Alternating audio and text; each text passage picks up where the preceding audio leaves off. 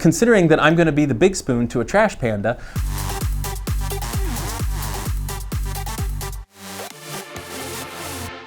When I was a senior in college, I had a cool job working as a Ferrari mechanic. It was a neat university. I raced karts, and my dad and I owned this Ferrari 308. It was nice. It was a nice car. You could drive it anywhere. It was beautiful. I loved it. I mean, my God, Magnum PI. I grew up in the 80s. Yes!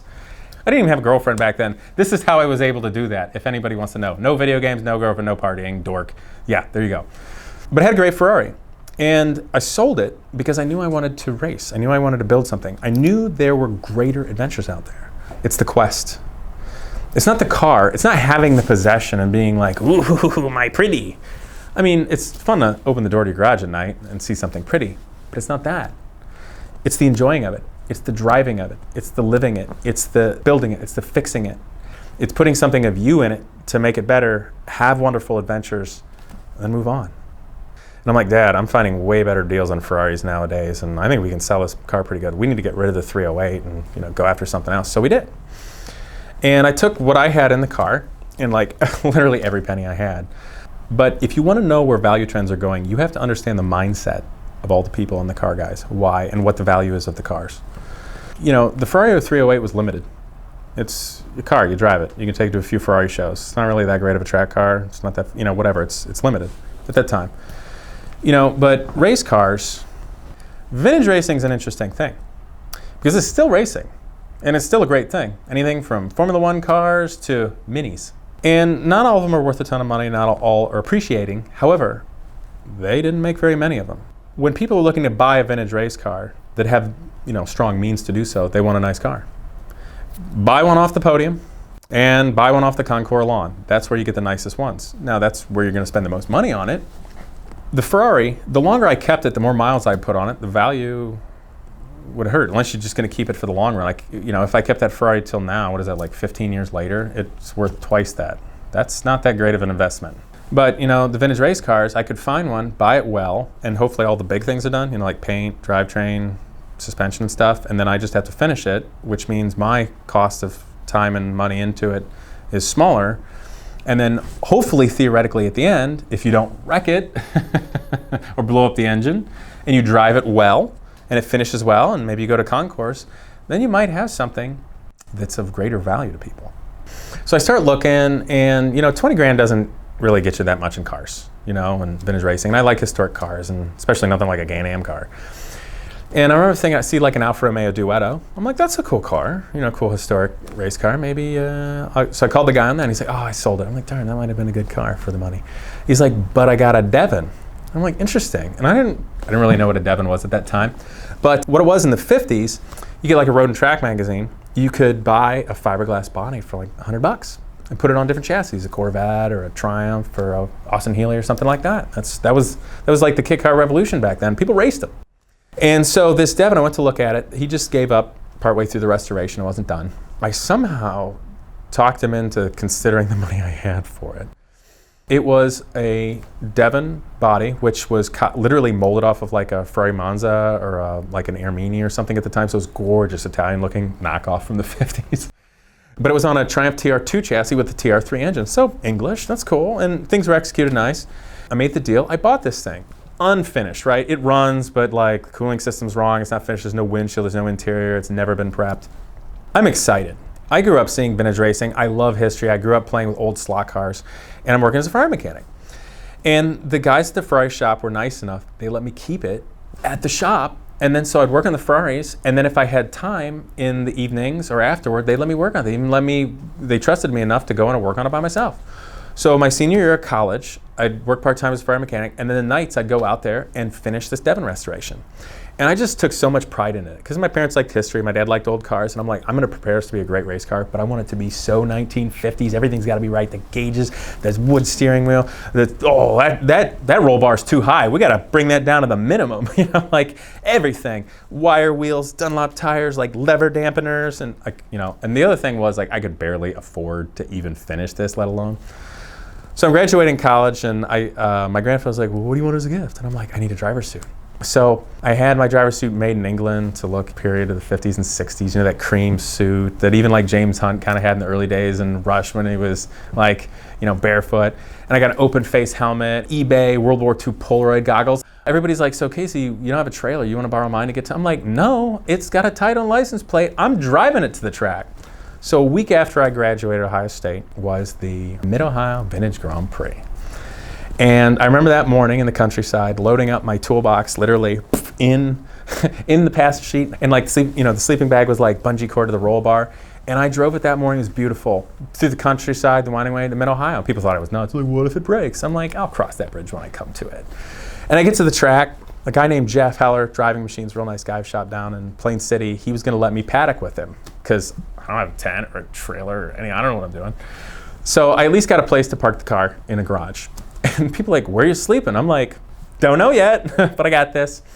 I'm all excited. I get the toolbox out, I jump in this thing, I tech it, I'm out on the track, and I'm like, this is great. This is like how I grew up driving in the countryside, except it's not illegal. I got this. And I just loved it, man. It was cool because not only did I get to go racing, vintage racing was so amazing to me, and I fell in love with it because I got to live beyond my years. When I was out on the track, I got to see polished, gleaming Lotus 11 Le Mans cars.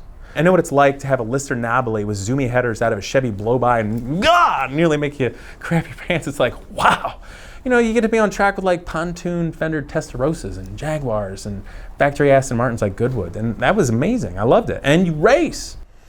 But then, the logistics are like, I got to sleep and eat. I had nowhere to sleep. And I always heard stories of how like the Mid-Ohio ownership, like after Truman died and the wife had it, then there became like the Mid-Ohio Nazis and they'd kick you out of your like camper at night in the paddock and make you leave. I was just like nuts. So I'm like, I better find somewhere to sleep where the Nazis can't find me. So I go in the garage and I'm like, I got it. I'll sleep under the tool bench. And there's some like trash bags around. And so if they come looking for me, I'll just put the trash bags around me. Well, this is a great idea. They'll never see me. I'm like sleeping under a tool bench with trash bags. First of all, cement floors, not comfortable. Didn't sleep well.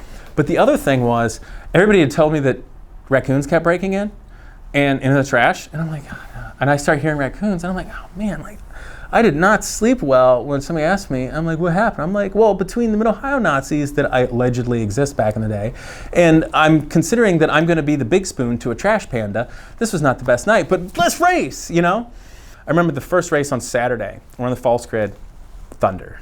But not enough lightning, they're not going to call it yet. And the old Dunlop bias pliers are treaded, so I'm like, well, this is going to be something. And my car didn't have sway bars. It didn't have a big Chevy or Jaguar engine, so I was, like 3/4 in the back, wherever.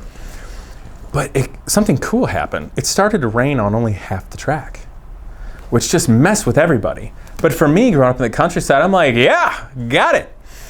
And I remember it was the craziest thing. I started passing people after another, and then somebody'd spin out. And I remember coming up to the S's, the top of the S's at the end of the back straightaway, and a Jaguar goes sideways, and I'm like, where do I go? Oh, I got a brilliant idea. I'm going to chuck it in the grass.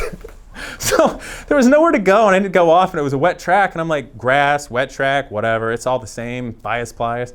And so I remember going in the grass on the inside of the top of the hill at the S's. There's a crowd, and the inside of this Jaguar, and I'm like, oh God, stick, don't slide back up onto the track into the Jaguar. And I'm going like this, and I come back on the track sideways to the Jaguar, and then end up passing them.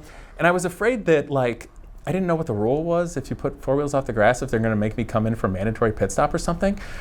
I just wanted everybody to know, it's like, okay. So when I came out and then passed the Jaguar, I was just like, thumbs up. I'm like, no, it's okay, you guys. I got this. There's nothing wrong with the car. Let me keep going. Woo! And passed like 3 or 4 more cars and started gaining on a gentleman I knew that had a similar Devin. It was very nice to me. So it was just an amazing race. The next day was dry, so the horsepower won. And I was in the back fighting with a Lotus 11 and like an Elva. But it was just a great battle. That car, I took it to Watkins Glen. I raced at Pittsburgh at the Shenley Park, where it's dangerous. Let's be honest, there's curves and trees. It's like, oh, there's a tree. We'll put one hay bale in front of it. It's like Monte Carlo in the 50s and all the tracks in Europe. I'm like, this is amazing. This is just like how I grew up driving. I have healthy respect, but I'm not afraid of these walls. This is great. Let's apex here. Yes, crown of the road. I ended up winning the sports racer here my first year at Shenley Park, and it was just the most amazing journey. And this was like right after college. I got something came in the mail addressed to me to my parents' house. It said Meadowbrook Concours d'Elegance. And my dad calls me, you got something from Meadowbrook. And I'm like, cool, what's that? He's like, this is a really prestigious concours. It's in the magazines we look at. I think I was 24. I got invited, and I didn't nominate the car, someone else did. I got invited to Meadowbrook with this car, the only thing I owned, that I finished the restoration, that I raced. Meadowbrook was gorgeous. It was another land. I mean, you know, Ralph Lauren had pre-war Mercedes there, and they were flying in like the Shah of Persia's hunting Rolls Royce, and just the most amazing things from history. And here I am, and the car looks beautiful. I made so many wonderful friends, and I was by the largest margin the youngest person probably ever there, not with the car that his dad bought, and things like that. And it was astonishing how that Devin that I got, because that was all I could afford, and I wanted to go racing, but I loved history, that I got to go race and enjoy vintage racing, but meet so many amazing people and live beyond my years. Shrewd negotiation starts with finding the right car, and the best way to do that is with Autotempest.com. Autotempest allows you to compare the results from Craigslist nationally with all the top listing sites. So visit Autotempest.com today and see where your next dream car is hiding.